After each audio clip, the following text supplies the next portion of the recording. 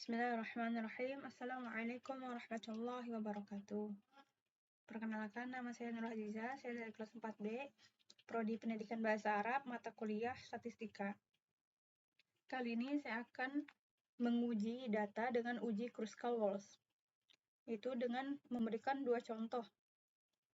Yang pertama itu kita pilih variable view, lalu kita ketik di sini di nomor 1 strategi dan di nomor 2 skor.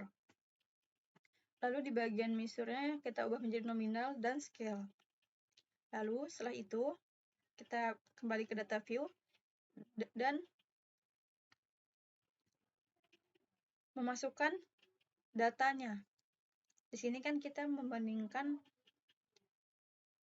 apakah ada atau tidaknya perbedaan dari 3 strategi yang digunakan di dalam pembelajaran nih. Jadi ada strategi A itu ditulis dengan angka 1, strategi B dengan angka 2, dan strategi C dengan angka 3.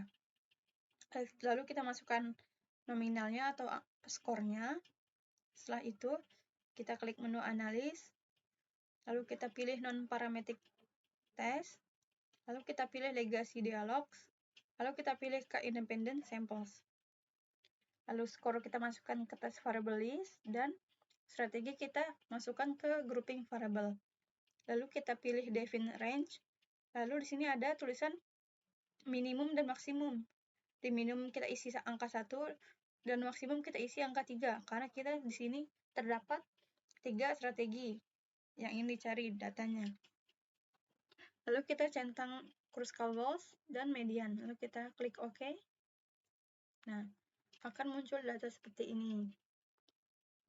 Di sini didapati nilai asimsiknya adalah 0,975, sedangkan nilai sik dasarnya itu 0,05. Berarti 0,975 itu lebih besar dari 0,05. Apabila nilai sik ini didapati lebih besar dari 0,05, maka HO-nya diterima. Karena HO-nya diterima, maka tidak ada perbedaan skor nilai antara ketiga strategi, yaitu A, B, dan C. Jadi, 3 skor ini tuh tidak ada perbedaan. Jadi sama skornya. Lalu apabila dilihat di mediannya juga sama nih. Asimsiknya 0,751. Itu lebih besar dari 0,05. Oleh karena itu, berarti tidak ada perbedaan rata-rata nilainya, skor nilainya antara strategi A, B, dan C. Lalu contoh yang kedua,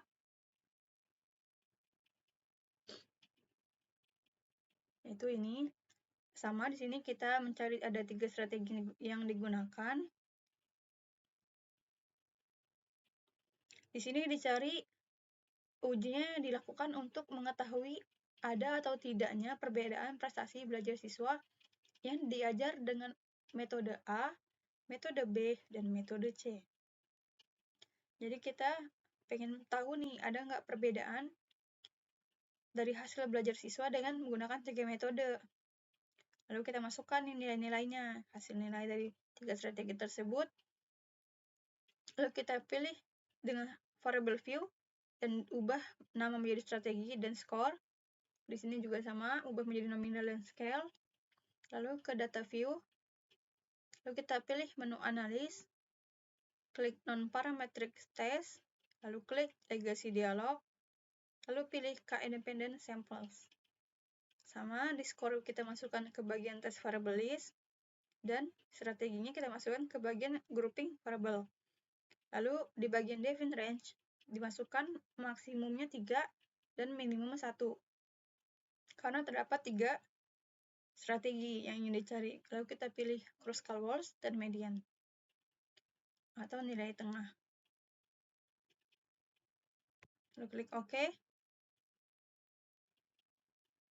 Dan didapati seperti ini nih. Yaitu nilai SIG-nya itu 889.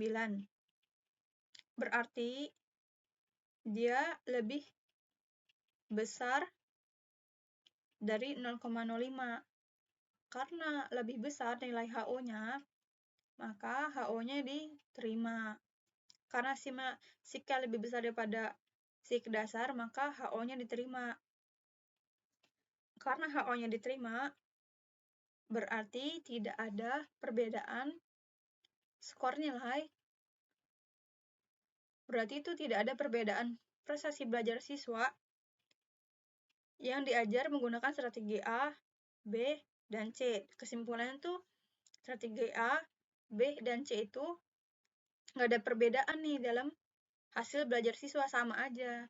Jadi menggunakan strategi A, nilai siswa juga sama, B juga sama, C juga sama, jadi nggak ada perbedaan dari hasil belajar siswanya. Jadi sama aja strateginya. Mau digunakan A, B, atau C itu sama aja. Sama-sama dengan hasil belajar siswanya, nggak ada perubahan atau nggak ada meningkatnya hasil belajar siswa.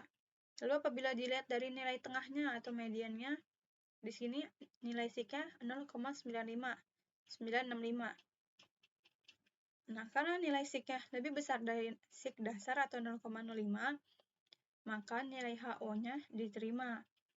Berarti nilai tengahnya juga sama nih, nilai tengahnya mediannya 222, sama semua kan dari strategi 1, 2, dan 3, maka nilai tengah sama semua, nggak ada perbedaan. Jadi mau menggunakan strategi A, B, dan C itu nggak ada pengaruhnya dalam hasil belajar siswa. Mungkin itu kesimpulan dari saya. Kurang lebihnya mohon maaf. Wassalamualaikum warahmatullahi wabarakatuh.